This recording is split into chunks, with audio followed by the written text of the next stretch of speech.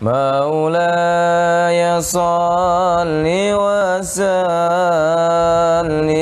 دائما أبدا على حبيبك خير الخلق كلهم هو الحبيب الذي ترجى شفاعته لكل هول من الأهوال مقتحم يا ربي بالمصطفى بلغ مقاصدنا واغفر لنا ما مضى يا واسع الكرم. Bismillahirrahmanirrahim. Subhanakallahumma rabbana la ilma lana illa ma 'allamtana innaka antal alimul hakim wa tub 'alaina innaka antat tawwabur rahim wa taqabbal minna innaka antas samiul alim wa 'allimna min ladunka ilman nafi'an ya dzal jalali wal ikram. Allahumma iftah lana hikmataka wa anshur 'alaina rahmataka ya dzal jalali wal ikram. Bismillahirrahmanirrahim. Assalamualaikum warahmatullahi wabarakatuh. Alhamdulillah wassalatu wassalamu ala rasulillah sayyidina wa maulana Muhammadin ibni Abdillah wa ala alihi wa sahbihi wa mawalah la hawla wa la quwata illa billah amma ba'dah. Segenap para mustami'in, para pendengar, pemirsa pengajian online Kitab Nashihul Ibad dimanapun Anda berada, semoga kita semua, saya dan Anda semua oleh Allah Subhanahu wa taala senantiasa diberikan kesehatan jasmani maupun rohani, diberikan kekuatan iman lahir maupun batin, dan oleh Allah Subhanahu wa taala iman kita ini diistiqomahkan, dilanggengkan sampai kelak kita kembali menghadap Allah Subhanahu wa taala. Semoga tetap dalam keadaan yang husnul khatimah. Amin ya rabbal alamin. Puji dan syukur kita panjatkan kepada Allah, kembali kita dapat berjumpa kembali. Kita sampai pada detik ini, sampai hari ini masih menjalankan ibadah bulan Ramadan, ibadah bulan suci Ramadan. Tentunya tetap dalam keadaan yang semangat, dalam keadaan yang memiliki tekad yang kuat agar kiranya Ramadan kita, puasa kita ini akan berbuah pahala dan berbuah keridhaan serta rahmat dari Allah Subhanahu wa taala. Salawat dan salam kita haturkan kepada suri tauladan kita Nabi besar Muhammad sallallahu alaihi wasallam alladzi turja syafa'atuhu likulli haulin minal ahwali muqtahim. Baik, sambil kita nunggu buka, sambil mungkin kalau yang sudah beristri, istrinya lagi masak bekotean di pawon di dapur, ini lakinya menpacak melok ngaji.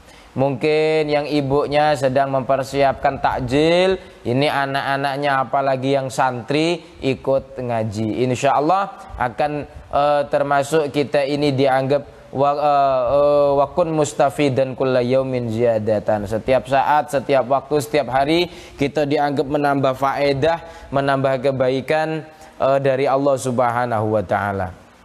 Bismillahirrahmanirrahim. Alhamdulillahirabbil alamin. Salatu wassalamu ala sayyidina maulana Muhammadin wa ala alihi washabihi ajma'in. Qala al-muallifu rahimahullahu ta'ala wa nafa'ana bi wa bi'ulumihi wa amaddana bi asrarihi wa a'ada alaina min barakatihi fid dharaini amin. Bismillahirrahmanirrahim. Wal maqalatu, adapun maqalah atsaniyatu yang kedua, itu qala telah bersabda siapa an-nabiyyu nabi alaihi salam, alaikum tetaplah kalian, alaikum tetaplah kalian bimujalasatil ulama'i, dengan berteman duduk ulama. Ail amilina, yakni beberapa orang yang mengamalkan ilmunya. wastima'i kalamil hukama'i, dan menyimak atau mendengarkan ucapannya beberapa ahli hikmah. Ail alimina, yakni orang-orang yang mengerti bidzatillahi ta'ala, dengan zatnya Allah ta'ala. Al musibina, yang benar-benar semua, fi aqwalihim, di dalam beberapa ucapannya hukama, wa af'alihim, dan beberapa perbuatannya hukama. Fa innallaha ta'ala, karena sesungguhnya Allah ta'ala itu yuhyi, menghidupkan siapa Allah, al-qalba, terhadap hati, al-mayyita, yang mati, binuril hikmati, dengan cahaya hikmah. Apa itu hikmah? Ail ilmi, yakni ilmu, an-nafi'i, yang bermanfaat. Kama yuhyi, sebagaimana menghidupkan siapa Allah, al-arda, terhadap bumi, al-maitata, yang mati, bima'il matori, dengan air hujan. Nabi berkata, ayo selalu kita ini kalau punya kawan duduk, kawanlah duduk orang-orang yang berilmu. Tapi tidak sembarangan orang yang berilmu. Jangan orang yang berilmu yang cuma omong doang. Tapi siapa al-ulama, itu di dalam kitab ini disyarahi al-ulama ail amilina, yakni orang-orang yang bukan cuma punya ilmu tapi mau mengamalkan ilmunya. Walaupun orang yang mengamalkan ilmu pun bertingkat, ada yang mungkin ilmunya 100 baru bisa ngamalkan 10, ada yang baru bisa ngamalkan 20, ada yang baru bisa ngamalkan 30. Maka paling tidak ini serupa dengan pohon, sama-sama buah mangga, ada yang berbuahnya itu satu pohon 50 kilo, ada yang satu pohon hasil buahnya 20 kilo, ada yang hasil buahnya 10 kilo, ada yang mungkin baru buahnya cuma 1 biji. Paling tidak ilmu yang sudah diamalkan walau sedikit ini bagaikan pohon yang sudah berbuah. Sedangkan ilmu yang tidak diamalkan, apa kata ulama, al ilmu bila amalin kasyajari bila thamarin, bagaikan pohon yang tidak berbuah, tidak ada buahnya. Jadi belajar kita nuntut ilmu, nambah ilmu, ini tidak sekedar untuk dapat titel. Begini hari ini banyak orang yang menuntut ilmu bukan untuk beramal, bukan untuk semakin mendekat, ilmu itu membuat dia semakin dekat kepada Allah Subhanahu wa ta'ala, tetapi apa? Untuk meraih gengsi duniawi. Hubbul mal wa hubbul jah, senang harta juga senang pangkat. Yang dikatakan hubbul jah itu bukan berarti orang yang kalau dia itu TNI tentara dia punya bintang 3 jenderal, bukan itu saja. Tapi hubbul jah, al-jah itu adalah al-mahal fi qalbin nas. Jadi dia mencari tempat di hati manusia, senang dipuji orang, oh dianggap ilmunya banyak, pinter, ranking 1, juara, ini namanya hubbul jah juga. Jadi sama. Maka ulama yang terbaik, ulama yang apa? Ulama yang dia itu dengan ilmunya berusaha beramal, yang amal itu tidak lain tujuannya untuk membuat dia semakin dekat kepada Allah Subhanahu wa ta'ala. Maka jalisul ulama, kata satu riwayat, jalisul ulama, senang-senanglah duduk-duduk dengan para ulama. Walaupun kita waktu duduk dengan ulama, dengan para guru, dengan para masyayikh, dengan para kiai, kita tidak paham. Ilmu yang disampaikan tidak masuk, tidak tertangkap oleh kita. Maka paling tidak banyak sudah fadilah yang kita dapat. Sebagaimana dikatakan oleh ulama al-faqih al-imam Abu Lais. Abu Lais pernah berkata paling tidak ada 6 perkara. Orang yang mau duduk-duduk dengan ulama walaupun dia tidak mendapatkan pemahaman apapun. Apa? Yang pertama paling tidak apa?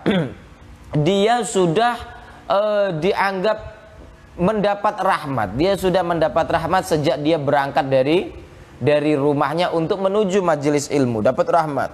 Bahkan setiap langkahnya orang yang menuntut ilmu apa? Fi kulli khatwatin kafarah, li kulli khatwatin kafarah, setiap langkahnya dianggap melebur dosa. Yang kedua, dia juga akan dapat rahmat di majelis itu. Kalau ada satu saja dari ahli majelis itu yang diberi rahmat oleh Allah Subhanahu wa ta'ala, maka rahmat itu akan menular, melebar.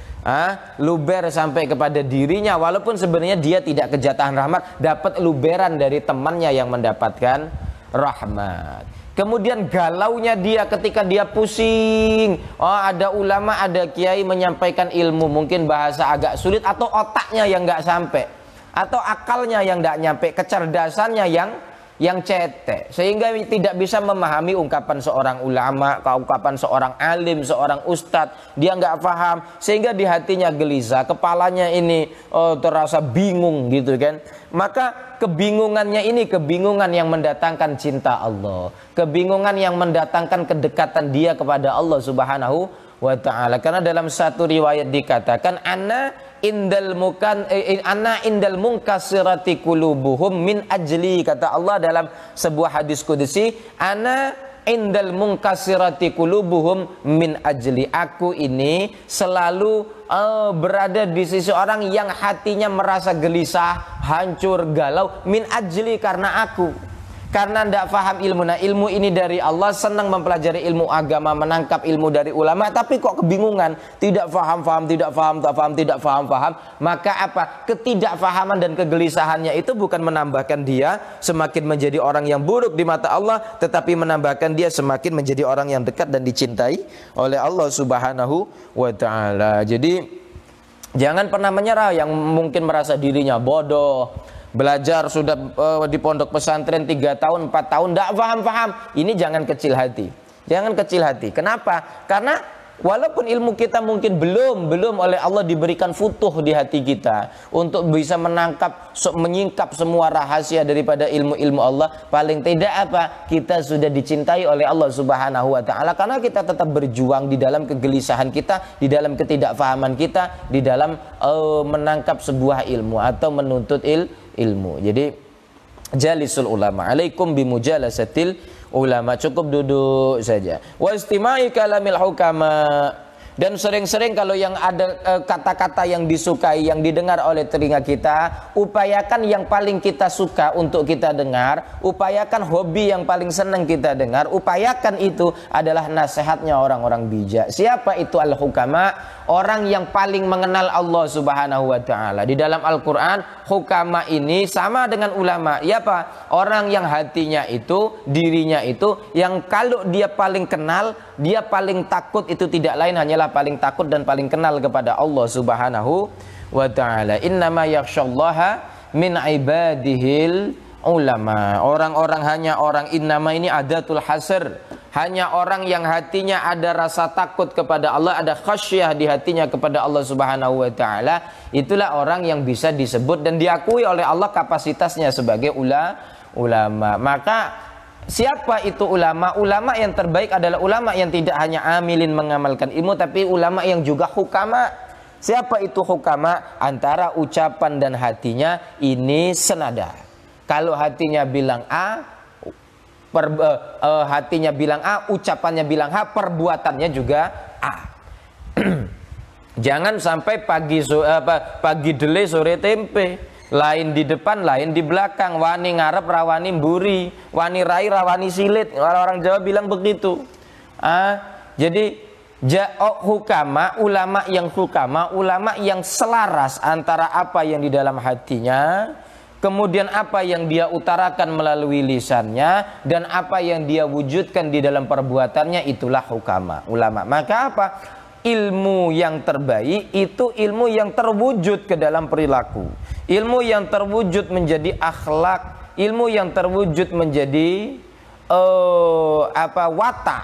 Nah, watak itu terbentuk oleh sebab kebiasaan. Maka dikatakan watch your hati-hati, kata orang Inggris itu apa? Hati-hati dengan kebiasaan, hati-hati dengan keseharianmu, hati-hati dengan hobimu. Karena apa? Kebiasaan itu bisa jadi akan menjadi watakmu. Menjadi watakmu. Orang yang terbiasa berbohong, yang tadinya mungkin bohong itu hanya sebuah sebuah dorongan nafsu yang sebenarnya karena dia takut perbuatan buruknya diketahui orang, maka dia berbohong. Hanya itu awalnya. Tetapi karena satu kebohongan itu muncul kebohongan-kebohongan yang lain, sehingga bohong itu menjadi sebuah kebiasaan. Nah, kebiasaan ini kalau sudah terlanjur sering dilakukan, lama-lama suatu hal yang buruk tapi sudah terbiasa dilakukan, maka akan terkesan sesuatu itu seolah tidak buruk lagi, seolah hal yang biasa. Contoh mungkin di kalangan kaum wanita, ini mohon maaf, kaum wanita apa kalangan kaum wanita yang paling sering menjadi kebiasaan adalah ghibah, gosip, ngomongin orang, ngomongin teman sekamar, kawan sekampus, kawan sekelas, sampai-sampai kadang-kadang kalau yang sudah berumah tangga yang diomongin ini siapa? Laki wong, suami orang lain, tetangganya dan lain sebagainya. Tetapi ketika dia asik berghibah, membicarakan orang lain itu tadi, dia tidak pernah merasa bahwa itu adalah satu di antara perbuatan yang paling dibenci oleh Allah Subhanahu wa ta'ala. Bahkan dikutuk oleh Allah dengan bahasa yang kasar di dalam Al-Quran. Ayuhibbu ahadukum ayyakula lahma akhihi maitan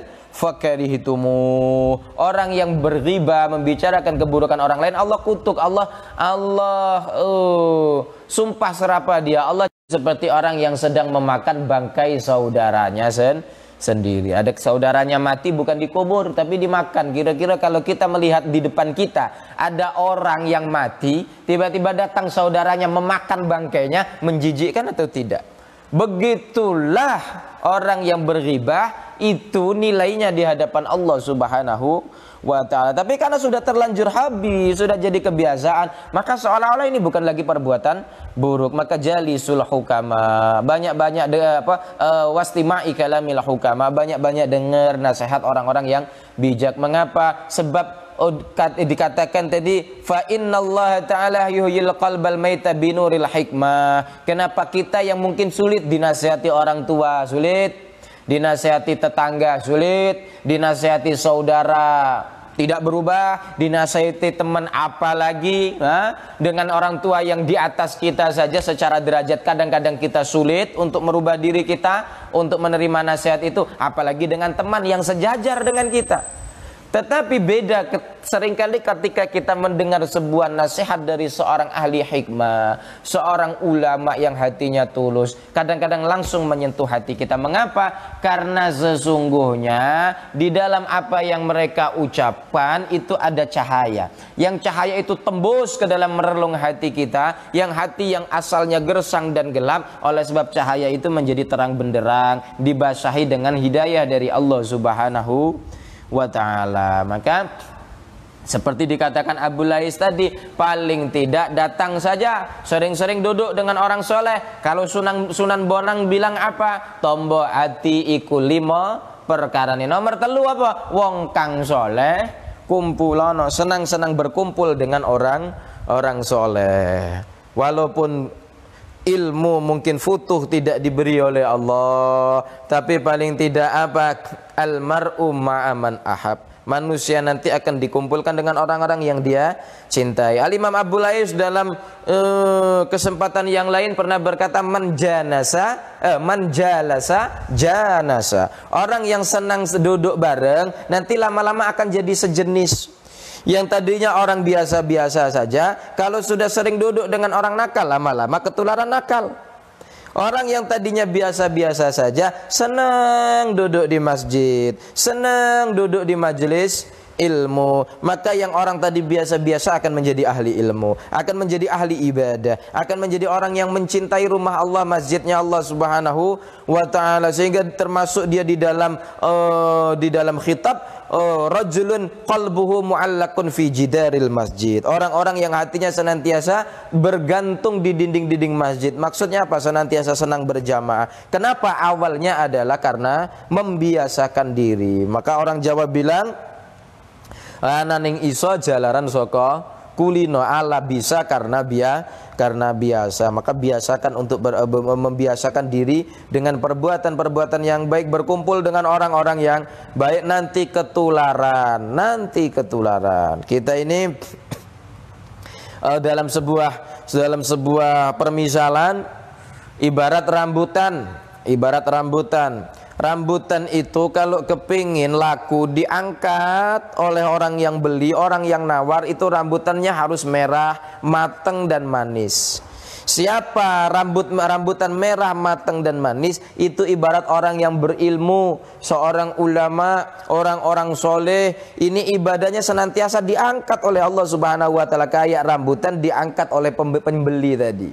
Sedangkan kita yang bodoh-bodoh, yang ilmunya minim, yang ibadah malas, tahajud tidak pernah, tadarus ini tidak semangat, sodakoh tapi tidak punya uang, berbuat baik kepada orang lain jarang, maka kita ini ibarat rambutan yang mentah, yang masih bergetah dan masih hijau warnanya. Maka kalau ayo kita umpamakan, kalau ada rambutan satu karung, ditaruh di pinggir jalan, dikasih label harga, satu karung 10.000, semua satu karung ini hijau semua, bergetah semua, kira-kira laku atau tidak?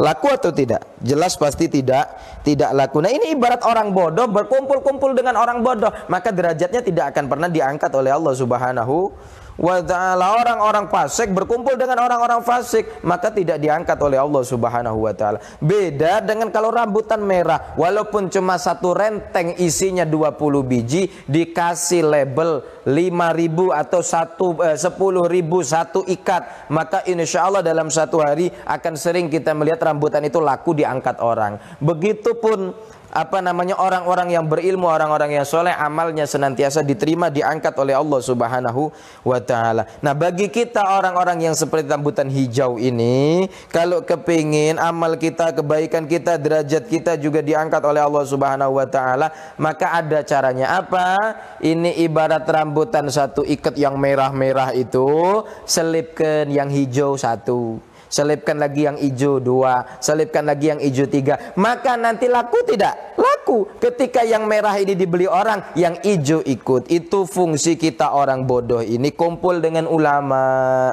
kumpul dengan orang-orang soleh. Mungkin oleh sebab ilmu dan hikmah yang ada di dalam hati mereka, kita pun dilirik dengan pandangan oleh Allah Subhanahu wa ta'ala, mendapatkan nazrah dari orang alim, itu juga bisa memancing nazrah dari Allah Subhanahu wa ta'ala. Kenapa? Karena terkadang hanya dengan lirian akan menyelamatkan seseorang. Orang yang tadinya punya tulisan mungkin di jidatnya syaki, oleh sebab lirian seorang ulama, lirian seorang ahli hikmah, syaki dicoret oleh Allah, dihapus oleh Allah, diganti dengan sa'id. Maka yang tadinya tergolong minal askia, oleh sebab berkumpul dengan para ulama, kemudian diganti takdirnya menjadi minas suada, orang-orang yang beruntung, orang-orang yang diselamatkan oleh Allah Subhanahu wa ta'ala, berkah orang alim, berkahnya orang alim. Maka ini sering kali kita mendengar cerita-cerita orang yang tadinya adalah ahli maksiat, datang ke majelis ilmu, hatinya diberi hidayah oleh Allah Subhanahu wa ta'ala. Tapi kebalikannya, banyak orang yang sudah datang ke majelis ilmu tetapi hatinya tidak pernah mau membuka, tidak pernah mau dia buka untuk dimasukin hidayah, dimasukin cahaya oleh Allah Subhanahu wa ta'ala, maka hatinya pun keras. Hatinya keras. Yang ada ilmu tidak bertambah, tapi syahwat dunia bertambah. Ilmu tidak bertambah, tapi cinta terhadap dunia bertambah. Apalagi, mohon maaf, yang bujang-bujang, yang gadis-gadis, yang mungkin sering boncengan ngalor ngidul bukan mahram. Hati-hati, banyak sekali. Manjala sama'an nisa zadahullahul jahla wa syahwata. Kalau ada cowok senang duduk di mana-mana bercanda beguyon, jawil-jawilan, naudzubillah tsumma naudzubillah dengan para perempuan, zadahullahul jahla wa syahwata. Maka niscaya oleh Allah akan tambahkan syahwat dan kebodohan kepada dirinya. Wa man jalasa ma'asibyan, orang yang sehari-harinya sering bercanda kumpul dengan budak kecil, dengan anak kecil terus, tidak pernah berusaha berkumpul dengan orang-orang bijak, selalu senangannya bermain terus, maka zadahullahullah lahwa wal mazaha. Allah akan buat dia semakin senang dengan sesuatu yang melalaikan dan semakin senang dengan candaan dan gurauan. Manjalasa ma'al aghniya, orang yang senang duduk dengan orang-orang kaya, zadahullahu hubbad dunya warraghbah fiha. Orang yang senang berteman dengan orang kaya saja, kalau dengan orang miskin dia alergi. Senangnya berteman, duduk-duduk dengan orang kaya, sesama bisnismen misal, rekan bisnis. Kalau dengan orang fakir, alergi, nggak mau, jauh orang fakir. Kalau ngasih sedekah ke orang fakir dia nggak mau deket-deket langsung, tapi dia nyuruh orang. Kenapa? Karena alergi, nggak mau deket, kumpul, gengsi. Nanti reputasi saya, nama baik saya rontok oleh sebab deket-deket dengan orang gembel. Yang seperti itu, maka zadahullahu hubbad dunya warraghbata fiha, maka di hatinya akan semakin oleh Allah ditambahkan mabuk terhadap dunia, rakus dunia. Dunia kalau udah rakus, raghbah fiha, sudah hubbud dunya, maka berapapun dunia yang dikasih oleh Allah kepadanya nggak ada cukupnya. Kayak siapa? Kayak Qarun laknatullah alaih. Berapapun, sampai-sampai 60 ekor kuda ini harus bawa kunci gudangnya Qarun. Gudang itu isinya semua harta semua, tapi Qarun tetap tidak pernah merasa cukup. Maka jangan pernah hati kita ini dibiarkan, dikuasai, dikendalikan oleh nafsu, sehingga apapun keinginan nafsu kita turuti. Pokoknya kalau nafsu ingin, cari kebalikannya. Apapun yang nafsu kita inginkan, kita harus melakukan kebalikannya. Nafsu kepingin ngajak tidur, ninggalkan sekolah, tidak berangkat sekolah, nafsu ngajak tidak sekolah, maka ambil kebalikannya. Tinggalkan tidur, berangkat sekolah. Nafsu ngajak deket-deket, mengejar perempuan yang bukan mahram, menyepi mojok di tempat kesepian dengan orang yang bukan mahram kita. Nafsu menyukai itu, maka lakukan kebalikannya.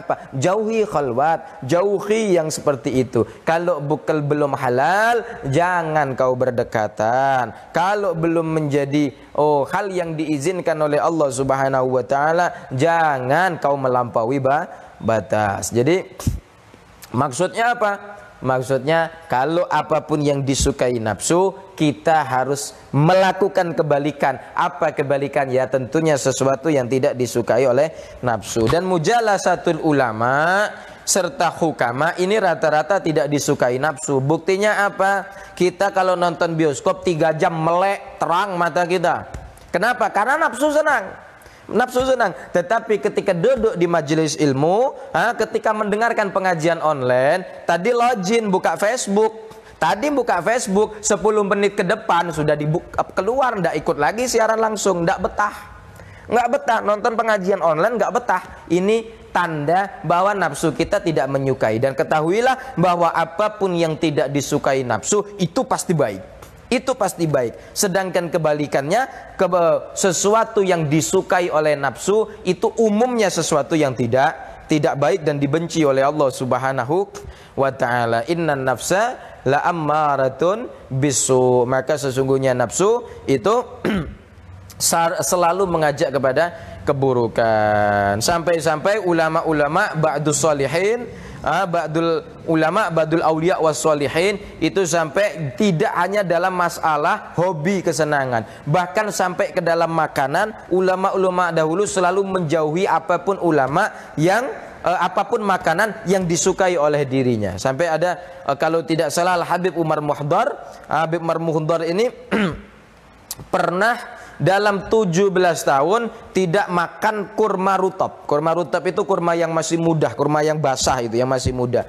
Kenapa? Ditanya oleh seseorang kepada Habib Umar Muhdar, "Wahai Habib, kenapa engkau sudah belasan tahun kok tidak mau makan rutab, kurma yang masih basah?" Apa jawab beliau? Saya kalau kurma kering saya makan. Saya kalau kismis saya makan. Makanan roti aku makan. Tetapi rutab saya tidak makan, saya tinggalkan. Kenapa? Karena nafsu saya suka rutab. Dulu waktu saya masih muda, itu adalah makanan yang paling saya sukai. Dan saya tidak mau nafsu menguasai diri saya. Maka apa? Beliau tinggalkan nih awalnya rutab ini 1 hari, 2 hari, seminggu, setahun, 2 tahun, sampai 17 tahun beliau tinggalkan. Ini apa? Praktek daripada beliau memerangi hawa nafsu. Ini dikatakan kemarin afdhalul a'mal fi hablim minallah khifdhun nafas. Paling baik amal dengan yang hubungannya dengan Allah Subhanahu wa taala adalah sesuatu yang berkaitan dengan mengekang hawa nafsu. Sehingga kecuali nafsu-nafsu yang sifatnya adalah tabiiyah, nafsu-nafsu yang mau tidak mau memang harus ada. Karena kalau tidak ada nafsu itu justru berbahaya. Nafsu-nafsu yang bersifat kebutuhan biologis. Makan, nafsu makan. Kalau tidak ada nafsu makan, justru kalau ada orang yang tidak punya nafsu makan, oleh dokter akan diresepkan obat untuk menambah nafsu makan. Orang yang tidak bisa tidur, oleh dokter akan diresepkan obat tidur. Mengapa? Karena nafsu ini adalah nafsu yang merupakan keniscayaan untuk seorang manusia, adalah sebuah kebutuhan. Yang penting tidak dituruti secara berlebihan. Makan ya sehari 2 kali lah. Sehari 2 kali, seperti halnya puasa ini sudah mengajarkan sahur dan berbuka. Cuma orang zaman sekarang ini kalau puasa ini justru makannya lebih banyak daripada di luar puasa. Kalau sahur tetap sekali, tapi kalau buka pacak 2-3 kali. Maghrib es campur, sama bakso. Kage abis terawih makan gado-gado. Sebelum tidur makan nasi. Bangun setengah 4 makan nasi lagi sahur. Sebelum subuh minum susu. Nah ini lebih banyak daripada di luar bulan Ramadan. Padahal kita tujuan utama Ramadan itu kan melatih hawa nafsu. Yang tadinya banyak kita menjadi orang yang banyak konsumtif di luar bulan Ramadan, di dalam bulan Ramadan kita kurangi.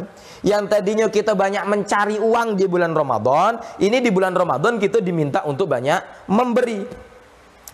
Nabi itu ajwadu ma yakunu fi Ramadan. Nabi itu adalah orang yang sangat dermawan, tetapi paling dermawan, lebih dermawan lagi ketika datang bulan Ramadan. Bahkan dikatakan Nabi itu kalau dermawannya kayak angin.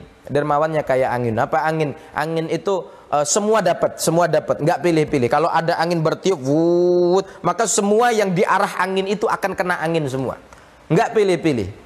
Kan kita tidak pernah melihat angin seret, angin berhembus, tahu-tahu ada seseorang, wah jangan yang ini, terus anginnya belok itu melewati orang itu, kan tidak mungkin. Semua kena. Begitupun Rasulullah itu dermawannya tidak pilih-pilih orang. Mau teman, mau orang yang musuhin beliau, mau orang yang mencintai beliau, mau tetangga dekat beliau, mau orang jauh beliau, maka beliau ketika memiliki kelebihan dan ada kehendak untuk memberi, beliau tidak akan pernah pilih kasih. Beda dengan kita, kalau kawan kasih, kalau musuh kaget dulu.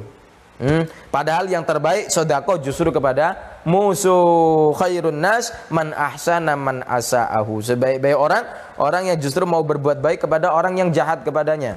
Tapi kebanyakan dari kita khairun nas kita menganggap ahsana man ahsanahu. Umumnya dari kita adalah orang baik membalas kebaikan sesama orang baik. Padahal yang terbaik adalah orang baik membahas kebaikan orang yang jahat. Ini yang terbaik, lebih baik daripada orang baik membalas kebaikan orang baik. Fa inna Allah Ta'ala yuhyil qalbal maita binuril hikmah kama yuhyil ardal maitata bima'il matar, dengan air hujan.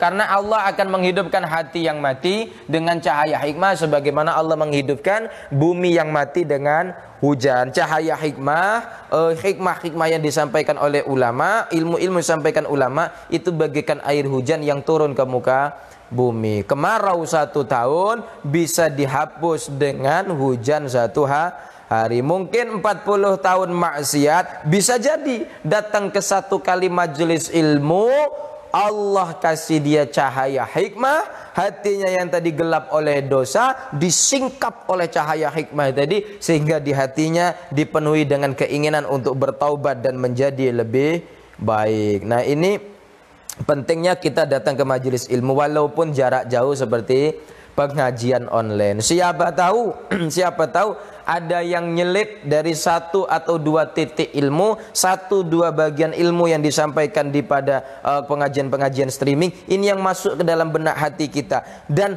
untuk bisa membuat hati kita ini subur dengan buah-buah yang manis, subur dengan sesuatu yang bermanfaat, tidak membutuhkan banyak hal. Terkadang cukup 1 benih kebaikan tertanam di dalam hati, tumbuh menjadi pohon kebaikan yang besar dan membuahkan kebaikan-kebaikan yang lain. Terkadang hanya karena 1 benih kebaikan. Tetapi banyak yang kadang sering ditabur dengan benih, tapi hatinya tetap gersang. Ini ibarat sawah kering, tidak dialirin air, tidak dicangkul dan tidak dibajak, tiba-tiba ditabur benih, maka sampai kapanpun tidak akan pernah tumbuh kebaikan, tidak akan pernah tumbuh tanaman yang baik dan menghasilkan. Tetapi tanah yang baik, yang gembur, yang basah, yang sudah diolah dengan baik, dibajak dengan baik, kemudian ditancapkan walaupun hanya satu biji benih, akan berkemungkinan benih itu akan tumbuh menumbuhkan buah-buah yang lain yang juga baik-baik, yang dari buah itu kalau ditanam lagi akan tumbuh lagi, ditanam lagi akan tumbuh lagi, ditanam lagi akan tumbuh lagi. Bismillahirrahmanirrahim. Wa fi riwayat Tabrani, dan itu di dalam riwayatnya Imam Tabrani an Abi Hanifah, dari Imam Abu Hanifah, jalisul kubara'ah, lafadznya adalah jalisul kubara. Jalisu, berteman duduklah siapa kalian al kubara'a, terhadap orang-orang besar. Orang-orang besar maksudnya orang-orang yang pangkatnya ini besar di hadapan Allah Subhanahu wa ta'ala. Bukan orang besar secara bahasa kita sehari-hari berarti orang kaya, orang besar pejabat, bukan itu. Tapi al-kubara indallah, orang-orang besar di sisi Allah Subhanahu wa ta'ala, orang yang pahalanya besar, orang yang hikmahnya besar, orang yang kebaikannya besar, orang yang derajat dan kemuliaannya besar di sisi Allah Subhanahu wa ta'ala. Wasailul ulama'a, dan bertanyalah siapa kalian al ulama'a, terhadap ulama. Wa khalitu, dan mencampurilah siapa kalian al hukama'a, terhadap hukama. Senanglah duduk dengan al kubara. Kubara ini mungkin dia bukan orang berilmu, mungkin dia bukan orang yang hatinya ma'rifat kepada Allah Subhanahu wa ta'ala seperti para hukama, bukan. Tapi al kubara bisa jadi memiliki amal yang bukan dengan ilmunya, bukan karena ilmunya, bukan karena hikmahnya, tapi karena amal yang sederhana itu, tetapi dia istiqamah, dia memiliki kebaikan yang besar di hadapan Allah Subhanahu wa ta'ala. Mungkin ada seorang kaya tapi tidak memiliki ilmu agama, tidak memiliki hikmah, tetapi dia memiliki harta dan dia istiqamah. Misal setiap hari dia bersedekah, dengan hasil dagangannya di hari itu sejumlah 2,5% dia sisihkan. Misal diniati sedekah, ini bukan zakat, sedekah diniati sedekah, ini tidak berilmu dan juga tidak punya hikmah, tetapi dia beramal dengan baik, hanya meyakini bahwa amal kebaikan itu pasti diterima oleh Allah Subhanahu wa ta'ala, semata-mata yang dia inginkan cuma ridho Allah Subhanahu wa ta'ala. Inilah al-kubara. Sebagian menjelaskan bahwa al-kubara itu tidak sekedar al-ilmu, al-ulama, tidak sekedar al-hukama, tetapi yang ulama, yang hukama, yang lebih hebat lagi dari yang dua itu siapa? Min jumlatil auliya wal ahibba indallah, orang-orang yang menjadi kekasihnya Allah Subhanahu wa ta'ala. Siapa? Para wali, mungkin seperti Sayyidina Syekh Abdul Qadir Jilani, Sayyidina Syekh Abil Hasan Ali Al-Asyadil Al-Hasani, seperti para wali songo, seperti Sayyid Faqih Al-Muqaddam, Al-Faqih Muqaddam, seperti Habib Abdurrahman As-Segaf, misal seperti itu. Inilah al-kubara, orang-orang yang memiliki kebesaran di sisi Allah Subhanahu wa ta'ala. Maka sampai-sampai Nabi pun menyebutnya sebagai orang besar. Padahal kalau Nabi sudah nyebut orang besar, maka ini bukan lagi orang sembarangan. Karena kalau Nabi yang ngomong, Nabi itu adalah orang yang sangat besar di sisi Allah Subhanahu wa ta'ala, bahkan paling besar derajatnya di sisi Allah Subhanahu wa ta'ala. Mengatakan jalisul kubara, berarti yang dimaksud adalah orang-orang besar selain Rasulullah sallallahu alaihi wasallam. Tentunya itu bukan orang sembarangan. Siapa orang-orang yang diyakinin oleh kaum muslimin? Orang itu memiliki ilmu yang dalam, ar-rasikhuna fil ilm, orang yang ilmunya menyerap ke dalam lubuk hatinya, orang yang memiliki hikmah, antara ilmu dan perilakunya ini selaras, orang-orang yang senantiasa kalam ucapan bahkan lirikan matanya dapat menjadi petunjuk bagi orang-orang yang tersesat. Maka kita cari orang-orang yang seperti sering-sering kumpul mepet dengan orang-orang yang seperti itu. Wa fi riwayatin jalisil ulama'a, berteman duduklah siapa kamu al ulama terhadap ulama, wasahibil hukama, dan bertemanlah siapa kamu al hukama terhadap para ahli hikmah, wa khalid, dan bercampurlah siapa kamu al kubara dengan orang-orang besar. Ai fa innal ulama, yakni maka sesungguhnya ulama itu salah satu aqsamin. Ulama itu ada 3 macam. Al ulama'u bi ahkamillahi ta'ala, yaitu al ulama orang-orang yang mengerti bi ahkamillahi ta'ala dengan beberapa hukum Allah ta'ala. Ini al faqih, al fuqaha, biasa kita sebut dengan al fuqaha, orang-orang yang ahli fikih, ahli hukum hukum Islam. Wahum, adapun al ulama bi ahkamillah itu ashabul fatwa, para beberapa pemilik fatwa. Wal ulama'u bidzati wal ulama'u bidzatillahi, dan ulama orang-orang yang mengerti bidzatillahi dengan zatnya Allah. Fakat, maka halnya saja, wahum, adapun zati al ulama bidzatillah itu al hukama'u, orang-orang yang ahli hikmah. Dia enggak pinter fikih, dia enggak pinter nahwu sharaf, tetapi di hatinya dipenuhi hikmah oleh Allah Subhanahu wa ta'ala. Hatinya dipenuhi hikmah oleh Allah Subhanahu wa ta'ala, sehingga mungkin titelnya tidak tinggi, menuntut ilmunya tidak lama, tetapi akhlaknya Masya Allah, Subhanallah. Sering kita melihat seperti itu, orang-orang yang sekolahnya pendek, cetek, kadang-kadang SD juga tidak tamat, tetapi amal baiknya melebihi orang-orang yang titelnya berderet. Kadang-kadang ada orang yang titelnya lebih panjang dari namanya sendiri, tetapi amalnya tidak sepanjang titelnya. Kebaikannya tidak sepanjang titelnya. Masuk TV, wah jadi pejabat, jadi orang besar, mulutnya sudah ahli mencaci orang, senengannya nyinyir sama perbuatan orang lain, tangannya dipakai untuk korupsi, untuk mengambil hak orang lain. Ini tidak ada gunanya ilmu. Maka dikatakan oleh Nabi, man izdada ilman wa lam yazdad hudan lam yazdad minallahi illa bu'dan. Orang yang bertambah ilmunya tapi tidak bertambah petunjuk hidayah dari Allah Subhanahu wa ta'ala, lam yazdad minallahi illa bu'dan, maka tidak akan bertambah kecuali semakin jauh dari Allah Subhanahu wa ta'ala. Na'udzubillah tsumma na'udzubillah. Maka mendekatlah kepada orang-orang yang seperti ini, orang-orang yang baik, orang-orang yang berilmu, yang ahli hikmah. Maka jangan sampai hanya gara-gara mungkin titel kita lebih tinggi dari orang lain, kita merasa lebih hebat dari orang lain. Wa fawqa kulli dzi ilmin alim. Mana tadi? Fa fi mudakhalatihim tahdzibun lil akhlaq. Fa fi mudakhalatihim, maka itu di dalam keluar masuk kepada hukama, tahdzibun, adapun memperbaiki, lil akhlaqi, terhadap akhlak. Karena inti sarinya hukama itu adalah akhlaknya. Orang-orang yang umumnya adalah mutasawwifin, orang-orang yang mengikuti aliran tasawuf berthariqah, walaupun ilmunya tidak seberapa, tapi keistiqomahannya di dalam beramal, berzikir itu tidak bisa diragukan lagi. Maka berkumpul dengan mereka akan memperbaiki akhlak dan perilaku kita. Li'annahum, karena sesungguhnya hukama itu asyraqat, mencorong qulubuhum, beberapa hatinya hukama, bima'rifatillahi, dengan ma'rifat, mengenal Allah Subhanahu wa ta'ala. Wa asyraqat, dan mencorong asraruhum, beberapa rahasia sirnya, beberapa asrar atau rahasianya hukama, bi anwari jalalillahi, dengan beberapa cahaya keagungan Allah. Wal ulama'u, adapun ulama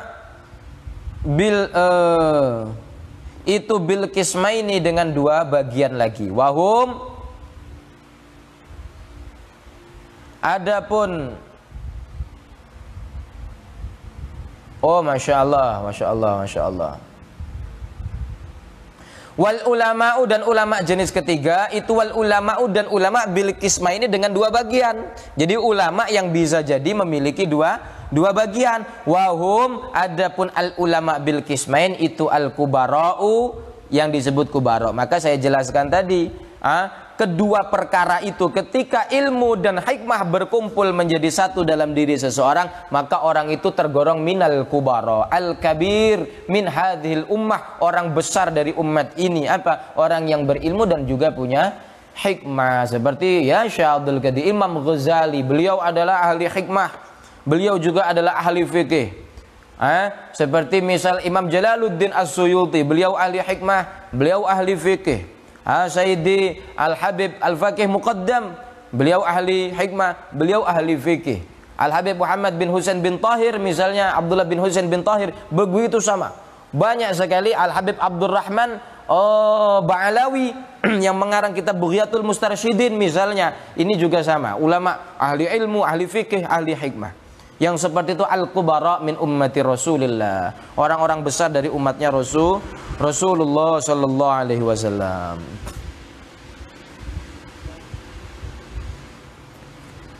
Bentar lagi.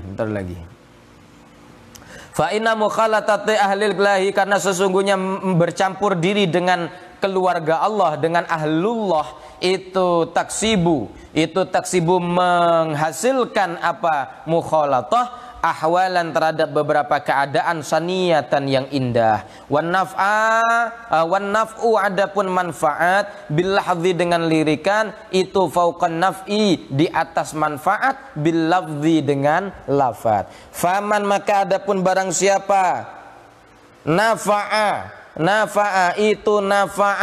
itu nafa'a bermanfaatkah kepadamu apa lahzuhu, lirikan nyaman, nafa'a maka bermanfaatkah kepadamu apa lafzuhu, lafaz nyaman. Waman adapun barang siapa itulah tidak manfaat, fala maka tidak manfaat. Maka alim, ulama yang hebat itu ulama yang melirik saja, melihat muridnya saja, maka muridnya yang dilihat itu sudah berdesir, mulai mengkoreksi. Padahal cuma dilihat, mulai merasa bersalah, mulai merasa berdosa. Nah, kenapa aku ini dilihat, ngapalah aku dijingok ini, jangan-jangan aku ada salah. Ini apa? Nafa'aka lahzuhu, nafa'aka lafzuhu. Orang yang ngelirik saja membuat kamu teringat dosa. Orang yang ketika beliau ngelirik saja membuat kamu ini merasa bersalah dan kepingin rasanya minta maaf dan minta ampun, taubat, berhenti dari kesalahan itu, maka orang yang seperti itu carilah ucapannya. Maksudnya apa? Bergurulah kepada dia, carilah ilmu kepadanya. Nafa'aka lafzu, orang yang seperti ucapannya akan bermanfaat untukmu. Tapi orang yang lirikannya sudah bikin marah, rasanya nak nabok bae.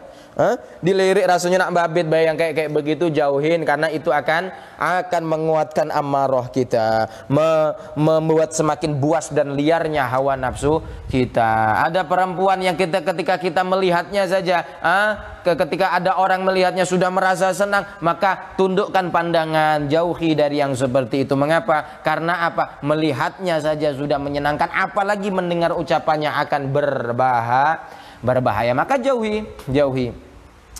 Mungkin ada orang yang ketika kita dilihat oleh orang itu, kita semakin merasa kita kepingin dekat, tetapi bukan karena ingin mendapatkan ilmunya, tapi mendapatkan hartanya. Ada orang kaya, ketika dia melihat seolah melambaikan sini, seolah-olah memanggil kita, yang mana dia sudah megang amplop uang ini sumbangan. Kita bergegas secepat mungkin, bukan karena Allah, tapi karena amplop sumbangan yang dipegang itu tadi. Maka yang seperti itu kita harus berhati-hati, karena di hati kita mulai terselip mabuk dan rakus terhadap dunia. Na'udzubillah tsumma na'udzubillah, wallahu a'lam bishawab. Al-Fatihah. A'udzubillahi minasyaitonir rajim. Bismillahirrahmanirrahim. Alhamdulillahirabbil alamin arrahmanir rahim maliki yaumiddin iyyaka na'budu wa iyyaka nasta'in ihdinas siratal mustaqim siratal ladzina an'amta 'alaihim ghairil maghdubi 'alaihim waladdallin amin. Rabbi fa'na bi barakatihim wahdinal husna bi hurmatihim wa amitna fi tariqatihim wa mu'afatihim minal fitani. Rabbi fa'na bi barakatihim wahdinal husna bi hurmatihim وأمتنا في طريقتهم ومعافاتهم من الفتن رب فانفعنا ببركتهم واهدنا الحسنى بحرمتهم وأمتنا في طريقتهم ومعافاتهم من الفتن. Bismillahirrahmanirrahim. Allahumma inni astaudi'uka ma 'allamtanihi fardudhu ilayya 'inda hajati ilaihi wa la tansanihi ya rabbal alamin. Wal afwa minkum wallahu muwaffiq ila aqwamit thoriq. Wassalamu alaikum warahmatullahi wabarakatuh.